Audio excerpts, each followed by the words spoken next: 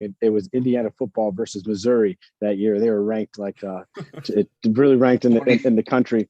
That was the 23 or game something. too. Yeah, yeah. And I was about to go and get in place, and I just told her, just hold on a second. We're about to win this game. Was that more important than getting married? No.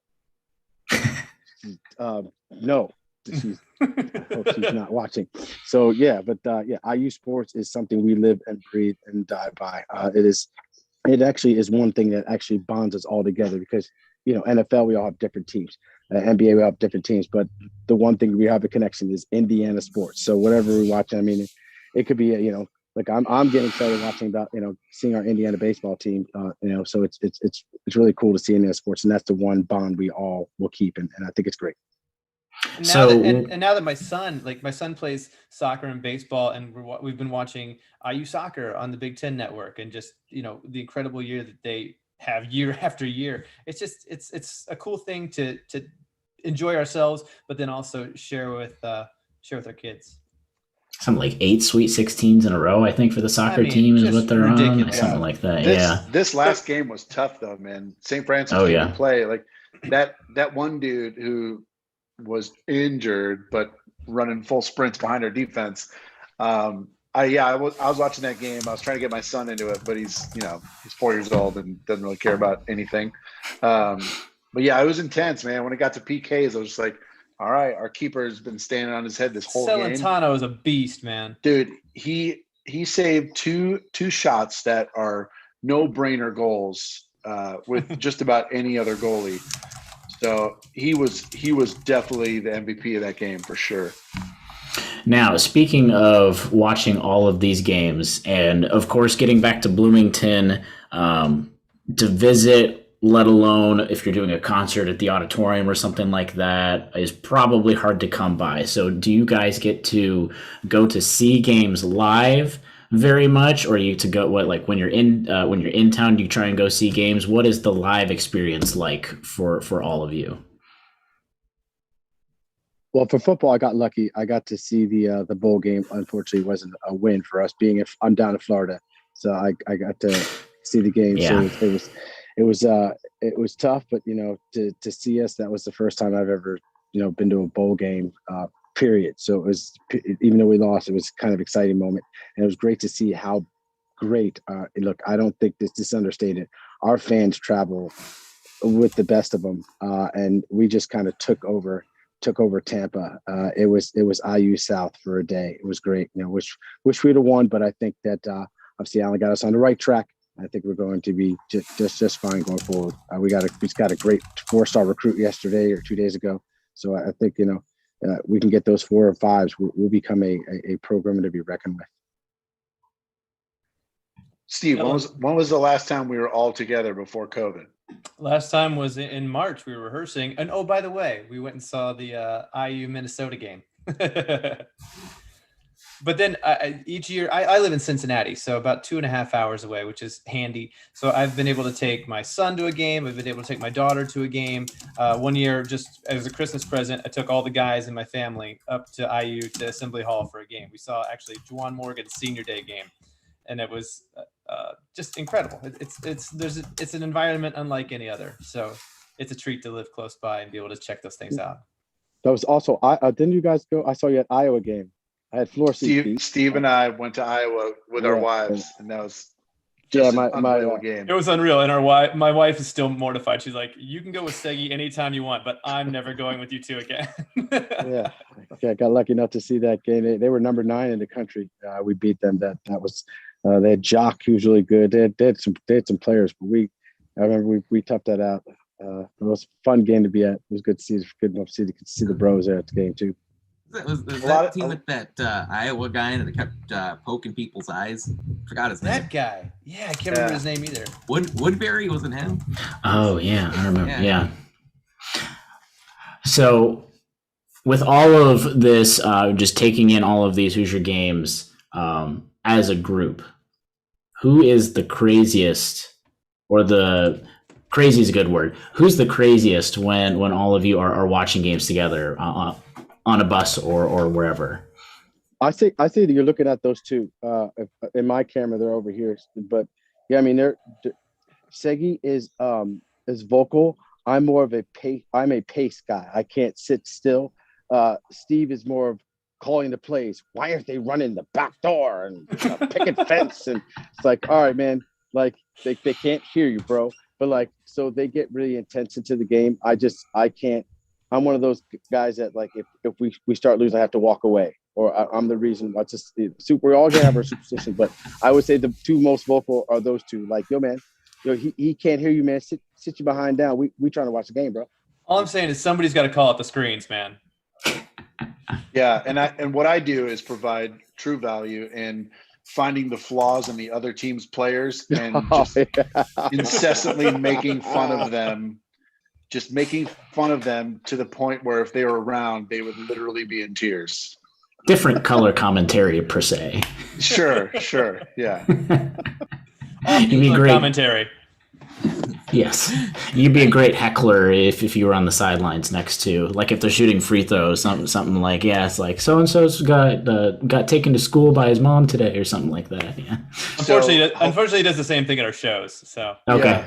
Yeah. So funny story. My freshman year, I was at an IU soccer game, and I can't remember who we were playing, but there was this kid on the other team who had these like bright neon boots. And I was just clowning him the whole game. And mind you, I probably had some beers. And I'm just clowning this kid. And eventually the lady in front of me turns around. She's like, that's my son. Oh, no. Shut up. And I was like, you know what? Then it's your fault because you should know better. And I was like, oh, dude, it's so many foot and mouth moments. It's been great. Did you buy him the shoes? Because I'll turn on you. I would say our best IU moment altogether is San Diego Watford shot. We all went to a place, some place down in San Diego. We had a show that night, but it was the Watford shot versus Kentucky, and it was. Looks like Jerome. You muted yourself, Jerome. Mute. Yeah, you muted yourself. I love right that at the climax of the story too. So Jerome, we were at the part where you were in San Diego watching the Indiana-Kentucky game. The worst, man. What happened? My rotary phone back. So we're in San Diego. It's the greatest moment we've had together watching IU sports. It was the Watford shot versus Kentucky, and we had a show in just a couple of hours, not even in, not all. It was a couple of hours. We had to get back, and I think it was one of the most exciting shows, but not the best sounding shows we did, because we were screaming a little bit. I mean, how could you not? That is probably one of the coolest moments that we were all together to see. I would say the best moment probably for all of us being together, because it was the entire group, and we came back, and it was. We didn't really, sorry, San Diego, we didn't give you a good show because we were into ourselves and screaming and our voices are gone. So this is, hello, San Diego. We'll come back and do a better show next time. But that was the cool IU moment ever. Your wedding was another good one when we beat Missouri. That was a good one because we were all there. We were all together, and we were all super, super hyped. Yeah, I don't know about getting married, but but no, I'm just kidding. That was a great, cool day. But I mean, the shot is so incredible because if they show that highlight at Knicks, still everybody cheers at Knicks to this day. Mm-hmm. For sure. Yeah, they cheer in Knicks, they cheer in Warsaw, they cheer in California and New York and everywhere in between. Just a friendly reminder for those of you that are listening to this podcast, if you'd like to subscribe to our podcast for free, all you have to do is search for the Hoosier Sound wherever you listen to podcasts. Stay up to date with all of our information by following us on Twitter at IndianaEU and at the Hoosier Sound. I just wanted to apologize for the technical difficulties we had with the YouTube live stream, but that's back up and running. Guys, talk to me about Tom Allen. I mean, he's a guy who has rejuvenated, reinvigorated, re-energized this football program. Seggie, I see you wearing your LEO t-shirt. I'll start with you. I mean, what's it been like watching Tom Allen coach this football team? And have you had any fan experience or people say, hey, LEO, or hey, how's Tom Allen? How's he going? I'll tell you what it's like watching him coach. Have you ever seen a brick wall? Yeah. So the real question? Sure. When you hear him address his team, he makes you want to run through that brick wall for him. Like you just get so hype. It's it's like intensity for a true reason. It's heartfelt. It's not just like a BS coach trying to like fire up his team. This dude is like ingrained in these players. And I think we're very, very lucky to have him, because I think he would do this wherever he was, because he's that passionate about his guys. And the proof is in the pudding, man. Like, this guy we're producing. When I was at IU, yeah, we had Antoine Randall my freshman year, and it was amazing to watch, but the team around him wasn't what this is. You know what I mean? Like, you didn't have several guys getting drafted and getting signed to teams. Like, this is new territory, or refound territory, I should say, for IU football. But man, Tom Allen, we've been very blessed in Straight No Chaser to have, great ties with the university. We were pretty tight with Coach Crean while he was there. We've gotten to meet, a lot of cool people. We haven't met Tom Allen yet, and we're still really, really hoping we get to soon, because man, that guy, he has all of our utmost respect, and cannot wait to, just let him know how much we are traveling the country trying to represent what he is building and how he speaks, and how LEO, like, we want to represent that in every city we go to in the country and worldwide. We are all about Tom Allen. One of my Slack names is Tom Allen Fan Club President. So I'm all in. I love it. I mean, Steve, how about you? Who are some of the favorite guys you have on sort of the last couple years of IU football?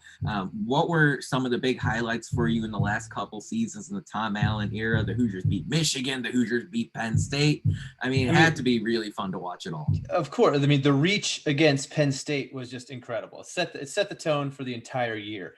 But some of the amazing things were watching them play Michigan State, where I think they maybe got across the 50-yard line once. I mean, their defense was just so locked in. Watching guys like Tywan Mullen and Jamar Johnson, who we had just had a buddy ask us, he's a Broncos fan. He said, what do you think about Jamar Johnson? He said, the fact that you got him in the 5th round is ridiculous. That is a steal.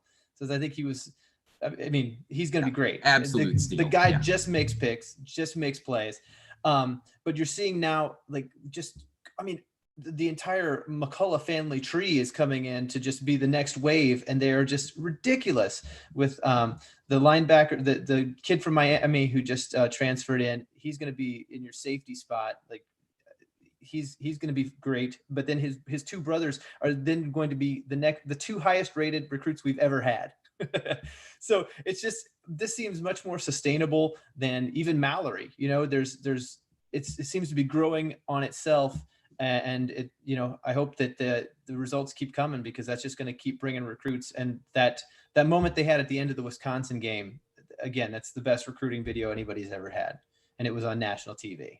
So let's go. Yeah, I tweeted this out of last week or a couple weeks ago. I feel like we've heard now countless amount of times highest rated recruit ever in the history of IU football, just from Tom Allen himself. And it kind of speaks volumes of what he's been able to do. But Jerome, are you much of a football guy? Have you been able to keep up with all the Tom Allen stuff just as much as Seggie and Steve? See, the beauty of it is I bought the Big Ten Network just for Indiana football. It is something that is, I've always thought we were just on the cusp. I just always thought we could just find that one coach, that one player, that one time that we can go over the top. And I think mostly it was great to hear the other players and other coaches around the country talk about him. They all said the same thing, that this guy is the right guy for that program, for any program. And to hear them say that, wouldn't you want to play for him? To hear former players saying, I wish I could have played for him. It shows that we're on the right track. Like I've always said, oh man, I've always was on that. They're going to let you down. They're going to let you down. They let me up, and it was exciting. It was exciting. I wish we could have won the bowl game. Yeah. College football is probably one of my favorite things to watch, the action. And now that Indiana's on the map and they can see our game, we're on prime time and things of that nature. It's super, super exciting. So I'm excited where Indiana football is going, and I'm hoping that he's just going to keep building our program so that we are a top five football program. I think we can be there, and I think we have the right guy doing the right thing. So, hey, Club Nittin, I'm loving that music. Play that music. Nittin got music. Play, let me hear that music in the back. Calvin Harris is doing the soundtrack for this thing. All right, everyone's got to be silent. You can hear it. Yeah. All right, that's it. We're going back on mute. Yeah. No, Jerome, I totally feel you with that. With that bowl game, I was on the sidelines for the Tennessee game up in Jacksonville, and man, it was just heartbreaking. But both Steve and Jerome, you guys kind of mentioned multiple Indiana coaches, especially since Straight No Chaser was established. Indiana has gone through just a number of coaches. You start with Cam Cameron, Jerry DiNardo, Terry Hepner, Bill Lynch, and then things start to get better with Kevin Wilson. Then now we see where they are with Tom Allen. What has that been, at least in your fandom? How is that transformation seen from all of those coaches up to where we are with Coach TA? I think Terry Hepner is the what could have been. I mean, just such a loss. He was just, by all accounts, I never got to meet the man, but by all accounts, just such a great man, such a great dude. And I think that is the one that maybe could have done this beforehand. Who's to say? I know Bill Lynch tried to follow in those footsteps, but it's that intangible. It's that intangible that we're seeing that Tom Allen has. So, to everybody else's point, it's always been, when we had Antoine Randall L, and he was the most exciting thing in college football, but he can't do it alone. And now what Tom Allen has done is just create a team. He's got stud players, but just every step of the way, all of our recruits are level up, and they keep leveling up each year. And that's what's kind of taken us to that next level. Shout out to Levron Williams, though. Levron Williams was also on that team with Randall Allen. That dude was a beast, and he never got any love, man. That dude should definitely have played next level. He's running back. Sick player. And Adewale Agunlia, yeah. I mean, they had some guys, just not enough. I think all the other coaches had the intentions to be good. Of course, they want to come in and do successful. I think Allen has the X's and O's over them. I think he puts his players in the best position to succeed. And I think and when you see that other players are gravitating to that, because he's going to put them in a position to show what they're best at. And I think that the other ones, they had the energy, and all those other coaches, I have nothing but respect for them because they tried. But I think this coach has the wherewithal to put these players in the right places. And I think he's just going to take us to the next level. I think we're going to be seeing bowl games for the next few years, and I just hope that we can get into one of those big ones. It was cool. It was exciting to see where we were at this year. I mean, never in my life have we seen. We've always played them well. Penn State, Michigan State, all in the same year. That is just something that doesn't happen. So it's just like, whoa, this is okay. We are on the right track. So Indiana football is, and hey, Leo, let's go. Let's and Seggie's son is also named Leo, so Seggie, but he should be in bed, Leo. But it's exciting, and I think Indiana football is where where people want to go now. And hey, why would you not want to play for this? So go Hoosiers. And I think the next step is just learning to win the bowl game. It's a different beast. You're taking it totally out of the swing of a season. You're basically a month removed from your regular season and all the momentum you've generated. And there's a long list of coaches that have lost 2 to 4 bowl games to start their career, and then go on an incredible run of 4 to 5 bowl wins in a row. So I think if they can get over that hump, then the sky's the limit. We don't want to take up too much of your time, because we're super appreciative of all the time you've been able to give us and everything. But before we finish up with a couple of fun questions, each of you, what are your predictions? Where will Indiana finish in the Big Ten for football and then basketball this coming season? You can give a rough, like 3 to 5 or whatever the range is.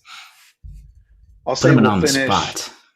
I'll say IU football will finish third in the Big Ten for football, and basketball I think will finish. Man, the tough part about basketball is this could turn around unbelievably quickly. Like, we have all of the talent to finish atop the Big Ten.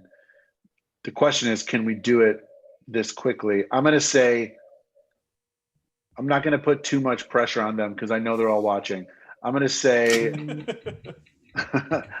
we'll finish fifth in basketball, fifth in the Big Ten in basketball, get into the tournament under the radar, and then win the whole thing.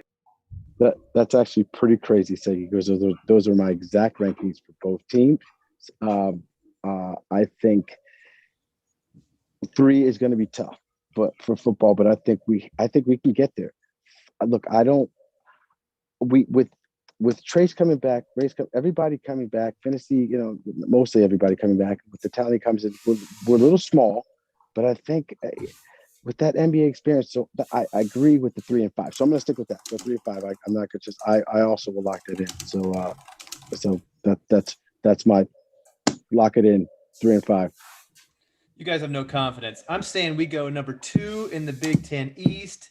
We're going to run it back on Michigan and Penn State. Eat it. And then there we go. I like that. Now we look at basketball. You got to look at how much everybody lost. Illinois got nothing coming back. Wisconsin, everybody graduated, and they were all 28 years old anyways. Michigan, Franz Wagner is going NBA. He just announced that today. So that's a huge hit to their – I know they've got a great class coming in. Everybody from Michigan State seems to be decommitting.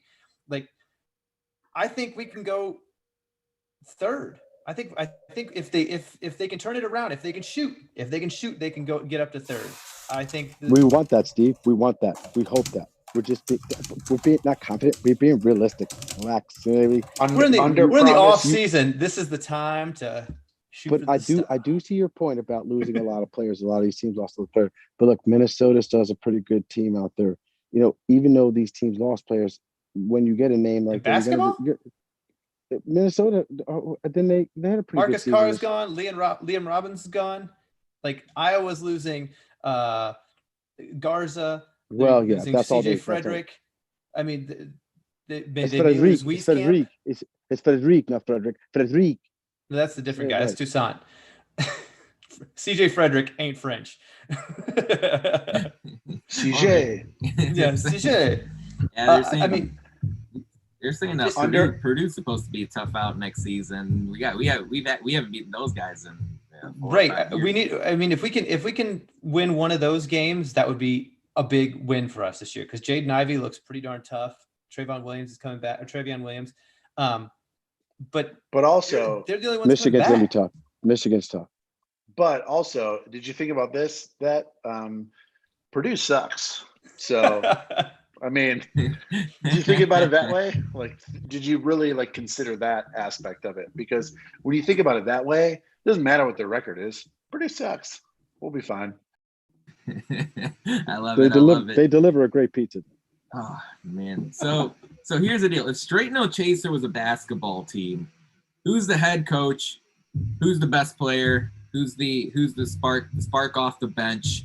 What are we talking? You can also bring in Jasper and full group. Bring them all in. Full group. Straight No Chasers are our Indiana basketball team. What are we looking at? Yeah. So I'll give Jasper 6 man. I think Jerome, Steve, and Mike will be our 1, 2, 3. They're our shooters. Also, all of our height. Steve and Mike. Man, after that, I'll crush the defense in boarding and passing. Tyler can pass. Tyler can shoot. Great forward.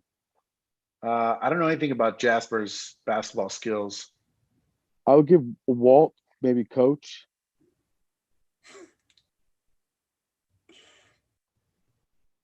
We're not going to win a lot of games. That's the long and the short of it. Well, we've played one game. And we are 1-0. We got to scrimmage the IU basketball team at Midnight Madness, and we were playing for a while. And I don't know, baskets were scored by them, I guess. I don't know. And then Crean called out next basket wins, and we scored, so we won. And it set the tone for a disastrous year. So great job, guys. Yeah, well, what was the tall guy, Joe? Tijan. What was his? Tijan? Tijan. Yeah, I told him. Yeah, I told him from the waist down. I told him from the waist down he was mine. So he was That's gross. So a lot of information to give out on a podcast, Jerome.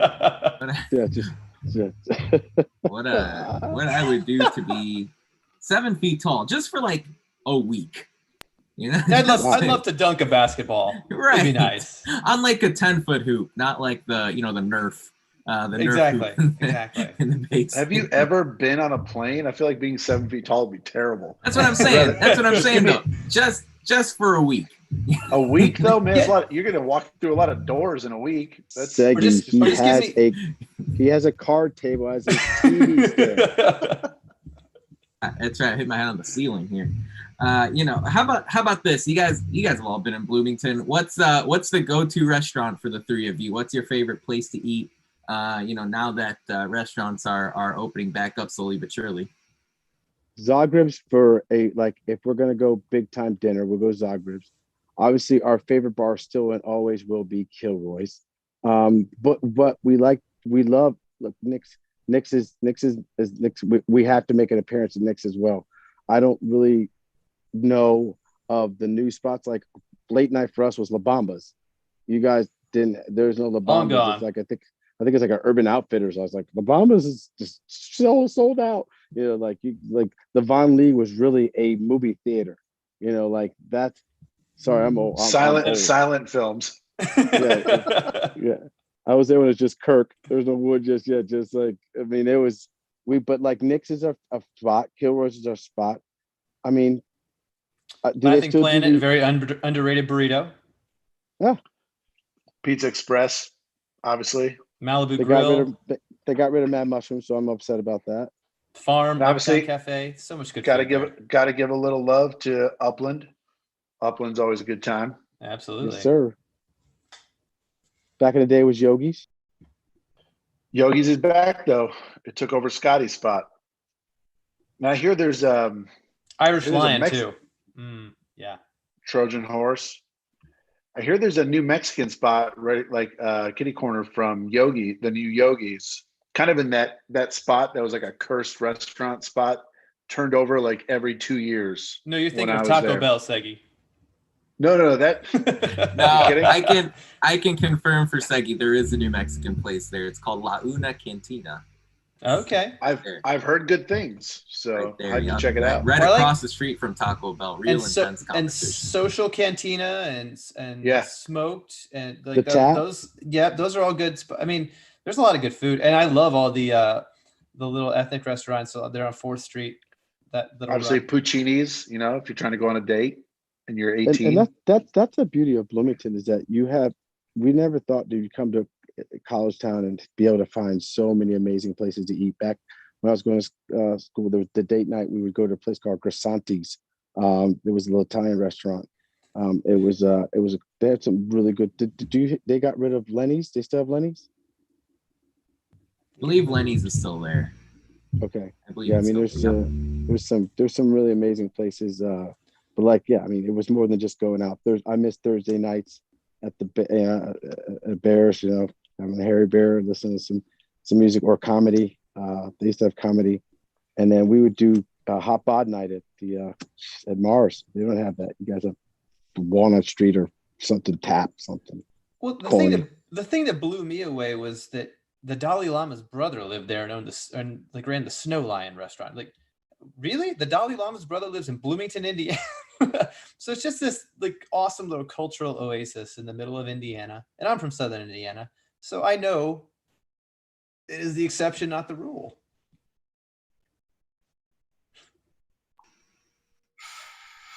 All right. Well, again, thank you so much for all of you guys giving us time. We're going to have you with one final question. Jerome actually stole our thunder. He was ahead of the curve already. We were going to ask and finish up your favorite IU sports moment, maybe as a group, and then maybe as some individuals. And you can say the Watford shot, but if there's anything else, Seggie, what was your favorite IU sports moment? Easy. Freshman year, we beat Duke in the tournament. We may or may not. Is this podcast university affiliated? No, it is not. No. Okay. Well, we definitely had a keg on our floor in our dorm because our RA was fired first semester and they never replaced him second semester. So we used my giant suitcase to sneak a keg up. And dude, it was insane. Just imagine being a freshman out of state, and your team is on this incredible run and you beat Duke in the tournament, and you're losing by 18 at halftime, and you come back and you beat them. Unbelievable. Moye blocks Boozer. It's just the best night ever. Run down to Showalter. After that, you run down to Kirkwood. People are climbing the light poles. Everyone was just going nuts. Sadly, couldn't go to the bars because we were freshmen.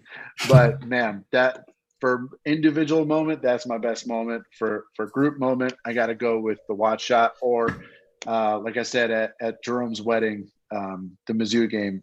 Just because it was so unexpected, and again, we were all together, and we didn't have to worry about singing, so we could be cheering as loud as we wanted. So I'll go with those two. Steve, what about you?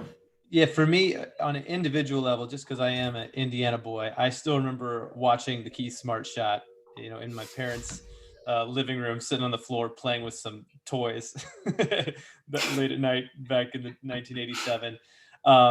From at least a semi-group thing. After college, about 5 of us moved down to Atlanta, and it was when Michigan State was ranked number 1, the Hastings shot. I remember watching in a bunch of different apartments, but we all lived on one floor, and the shot goes up. All of our doors fly open. We're running around the hallways like madmen. It was just a lot of fun. Yeah, for me, I have two moments in Seggie. Kind of, we share the same one. I was living in Atlanta at the time when the Final Four came that way. And we're sitting at a place, and again, we're down 18 at the half. And the bartender, she says to me and Dan Ponce, who was also in the group at the time, or was one of the founding members of Straight No Chaser. We were in the group at the time. She says, "What would you do if you guys came back?" And he says, "We will streak Peachtree, which is the main drag in Atlantic in Atlanta." And she said, "Well, if you do that, you have to show and prove. I'll get you 3 pictures." So, being down 18, we thought, no way is this going to happen. So we came back and won. So we had to streak Peachtree. Sorry, Mom and Dad, if you're watching this, it's the first time you're hearing this. Yes, but I got away with it. And then I guess the second one is when we actually went to the game, and we scalped some tickets. We went to the game. We beat Oklahoma, and we come outside and it's pouring down rain, and random Indiana fans we're all just hugging each other, jumping on each other in the fountains of the Olympic Square where they had the Olympics. Just fountains were jumping up and down. So those were really two amazing moments that I'll never forget in my Indiana history.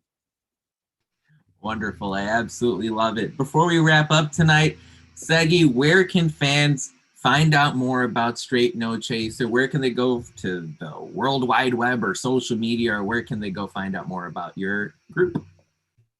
You can head over to sncmusic.com.